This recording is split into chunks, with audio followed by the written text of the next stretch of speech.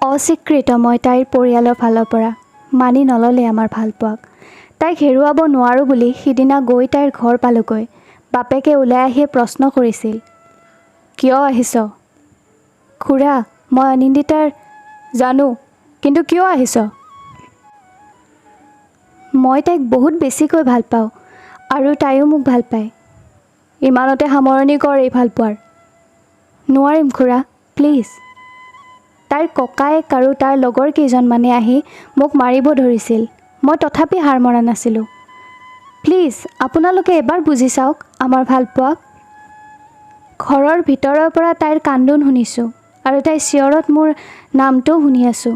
স্বপ্ন, তুমি যোৱাগৈ প্লিজ। দাদা, তাক নামাৰিবি না, মই তোৰ ভৰিত ধৰিছোঁ। তহঁতে যি কওঁ মই তাকেই কৰিম। আৰু মই বৰ জেদি, বাৰে বাৰে কৈ থাকিলোঁ। মই তাইক ইমানেই ভাল পাওঁ যে মই তাইৰ কাৰণে মৰিবও সাজু। সিমানতে কোনোবাই মোৰ মূৰত মাৰি দিয়া যেনহে পালোঁ। তাৰপিছত আজি হেনো 6 দিন পিছত মই সাৰ পাইছোঁ হস্পিটেলৰ বিচনাত। লগতে বহি থকা মোৰ বন্ধু আদিত্যক সুধিলোঁ, আদি, অনিন্দিতা? তই আৰাম কৰচোন, সকলো কম দে। তাই ভালে আছেনে? আছে দে। শান্ত হৈ পৰিল মনটো। মোৰ ফোনটো ক'ত আছে অ'? দেচোন, তাইলৈ ফোন এটা কৰোঁ। তাইৰ নম্বৰ সলনি হ'ল। চাওঁ, ফোনটো দে। ফোনটো চাই দেখিলোঁ 4 দিন আগতে তাইৰ পৰা মোলৈ 200টা মিছ কল আৰু 100তকৈও বেছি মেছেজ। ঐ, ক'ত আছা অ'? ঐ, ভালে আছা ন তুমি? ঐ, কি হ'ল অ'? ঐ, উত্তৰ এটা দিয়া না। ঐ, গোটেইবোৰ মেছেজ পঢ়ি গৈ শেষ মেছেজটো পঢ়িলোঁ। আদিত্যৰ পৰা তোমাৰ খবৰটো পাইছোঁ। ICUত আছা হেনো। প্লিজ সোনকালে সুস্থ হৈ উঠা না। আজিৰ পৰা তোমাক আৰু মেছেজো কৰিব নোৱাৰিম। ঐ আদি, তাইৰ কি হৈছে? কিয় মোক মেছেজ কৰিব নোৱাৰোঁ বুলি ক'লে? কনা আদি, প্লিজ। সিদিনাটো শেষ মেছেজটো হয়তো তাই বিয়াত নহাৰ আগতেই দিছিল। বিয়া? 4 দিন হ'ল। মন্দিৰত তাইৰ বিয়া হৈছে। আমাৰ ভালপোৱাক তাইৰ পৰিয়ালে মানি নোলোৱাৰ কাৰণ কি আছিল জানে? আমাৰ কাষ্ট নিমিলে। তাই বামুণৰ ছোৱালী আৰু মই কলিতা। তাই সুখী হৈ থাকক বুলি কামনা কৰি তাইৰ মনৰ মাজত নিজৰ কৰি ৰাখি জীয়াই থাকিলোঁ। ভবা নাছিলোঁ আৰু কেতিয়াবা তাইৰ সৈতে মুখামুখি হ'ম বুলি। কিন্তু আজি হঠাৎ চহৰৰ পুৰণি ঘাটত তাইক লগ পাই মাত লগালোঁ।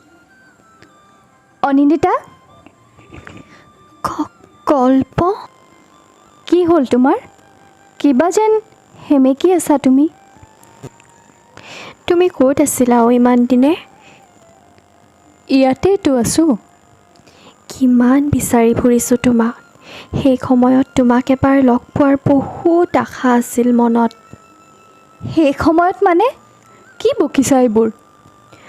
সঁচাইতো কৈছোঁ। মানে? মই মৃত্যুৰ মুখত থিয় হৈছোঁহি আহি। খোলাখুলিকৈ কোৱাচোন, কি হৈছে? কেঞ্চাৰ, শেষ পৰ্যায়। কি? সেমেকি পৰিছিল মন আকৌ এবাৰ। বিশ্বাস কৰিবই পৰা নাছিলোঁ কথাবোৰ। তুমি এই চহৰত কিয়? মানে তুমিতো হাজবেণ্ডৰ ঘৰত থাকিব লাগিছিল আৰু ৰেষ্টত থাকিব লাগে তুমি। নিগৰি অহা তাইৰ চকুপানী টুপি স্পষ্ট দেখিছোঁ মই। বিয়াৰ 6 মাহ পিছতেই মোৰ বেমাৰটো ধৰা পৰিল। মা হ'ব ওলাইছিলোঁ। সেয়াও ভাগ্য নহ'ল। ডক্তৰে ক'লে নোৱাৰিম হেনো মা হ'ব। আৰু তেতিয়াৰ পৰাই মই তেওঁলোকৰ আৱৰ্জনা হৈ পৰিলোঁ অ'। মোৰ প্ৰয়োজনেই নোহোৱা হ'ল সিহঁতৰ। ঘৰলৈ ঘূৰি আহিব দিছিল বাৰে বাৰে। কিন্তু মই নাহোঁ বুলি কোৱাত কি কৰিছিল? মোৰ পিঠিখন দেখিলেই চাগে বুজিবা। কি হৈছে পিঠিত? বিশেষ নাই, আধাখিনি জ্বলি ক'লা হৈ পৰিছে। বুকুত যেন কিবাহে হেঁচিহে ধৰিছে। তাই কৈ গ'ল তাইৰ কাহিনী আৰু মই শুনি চকুলো টুকি থাকিলোঁ। ঘৰলৈ গুচি আহি ভালেই কৰিছা তেন্তে। এদিন দেউতাই কৈ নিজে দেখিলে মোক চোতালৰ গছজোপাত বান্ধি থৈ গাত তেল ঢালিব ওলোৱা। তেতিয়াহে দেউতাই জোৰ কৰি ঘৰলৈ লৈ আহিলে। আহিব মন নাছিল, ভাবিছিলোঁ মৰিলেই হয় আৰু। এনেওতো মৃত্যুৰ বীজ গজিছেই মোৰ ভিতৰত। ধেত, কি পাগলৰ দৰে কথা কৈ আছা। মইতো মোৰ বিয়াৰ দিনাখনেই তোমাক হেৰুৱাই মৰিছিলোঁ ন। মুঠেই মন নাছিল জীয়াই থাকিবলৈ। হয়তো সেইবাবেই এই বেমাৰ দেখা দিলে নেকি। চুপ, আৰু এটা কথাও নুশুনো মই। ব'লা মোৰ লগত। ক'লৈ? প্ৰথমে তোমাৰ ঘৰলৈ, তোমাৰ দেউতাক ক'বলৈ যে তোমাক জীৱনৰ বাকী সময়খিনি মোৰ বুলি। যদি মানি নলয় তেন্তে দুয়ো মৰিম একেলগে। ধেই, পাগল নেকি তুমি? মই আজিও সেই গাভৰু অনিন্দিতা নহয়তো। ভাল পোৱানে মোক? তাইৰ নীৰৱতাই উত্তৰ দিছিল, অঁ, তাই মোক এতিয়াও ভাল পায়। লৈ আহিলোঁ তাইক। আজি তাইৰ বাপেকে একোৱেই নক'লে মুখেৰে, মাথো কান্দিছেহে কান্দিছে। 2 মাহ হৈ গ'ল আমি এতিয়া একেলগে।